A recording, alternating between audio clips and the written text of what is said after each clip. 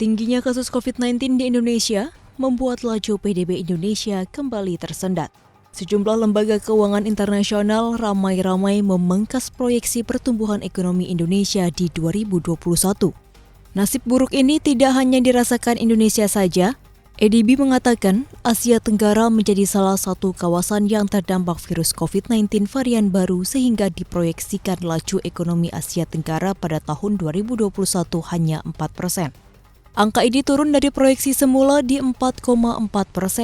Penurunan angka proyeksi pertumbuhan ekonomi ini berlaku bagi semua negara anggota ASEAN kecuali Singapura yang justru diramalkan naik dari prediksi awal yaitu 6,0% menjadi 6,3%.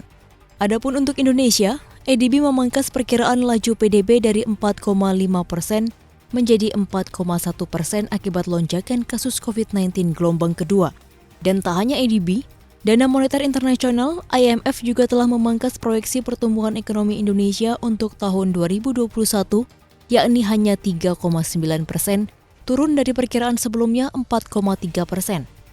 IMF juga memperkirakan pertumbuhan ekonomi negara berkembang secara keseluruhan dapat turun 0,4% menjadi 6,3%.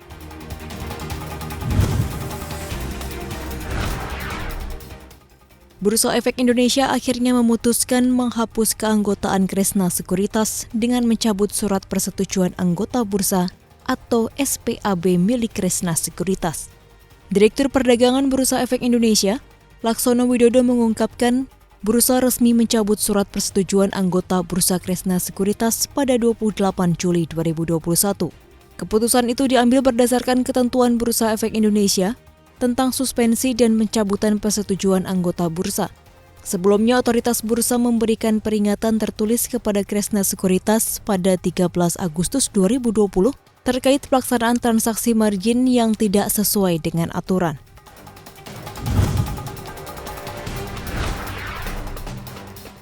Setelah Bukalapak sukses melantai di bursa, kini giliran unicorn teknologi yang merupakan hasil merger dua entitas, Gojek dan Tokopedia GoTo. Startup raksasa tanah air ini dikabarkan sedang berdiskusi dengan investor untuk mengumpulkan dana 2 miliar dolar Amerika atau setara dengan 29 triliun rupiah dalam proses penawaran umum saham perdana di Indonesia dan Amerika Serikat. Perusahaan hasil sinergi, unicorn raksasa penyedia jasa ride-hailing Indonesia Gojek dan e-commerce Tokopedia pada Mei lalu ini telah memulai proses penggalangan dana 1 miliar dolar Amerika hingga 2 miliar dolar Amerika. Valuasi itu setara dengan 363 triliun rupiah hingga 435 triliun rupiah.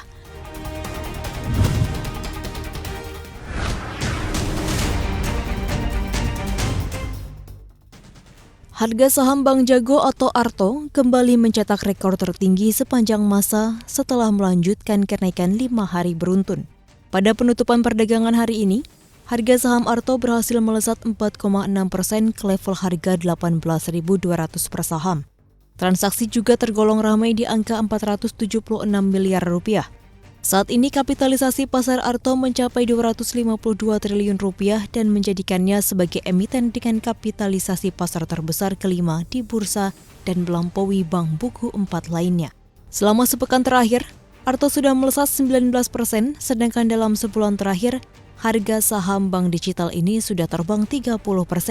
Per 30 Juni 2021, data kustodian Sentral Efek Indonesia mencatat bahwa saham Arto mayoritas dikuasai oleh PT Metamorfosis Ekosistem Indonesia yang merupakan kendaraan bisnis milik bankir kawakan Jerry Ang dan kawan-kawannya.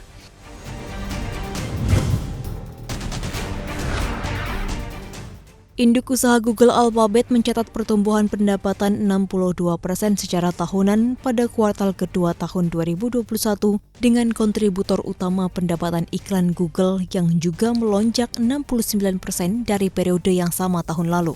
Alphabet mencatat pendapatan 61,88 miliar dolar Amerika pada kuartal kedua tahun ini, melampaui ekspektasi pasar yang dihimpun Refinitiv yang hanya 56,16 miliar dolar Amerika.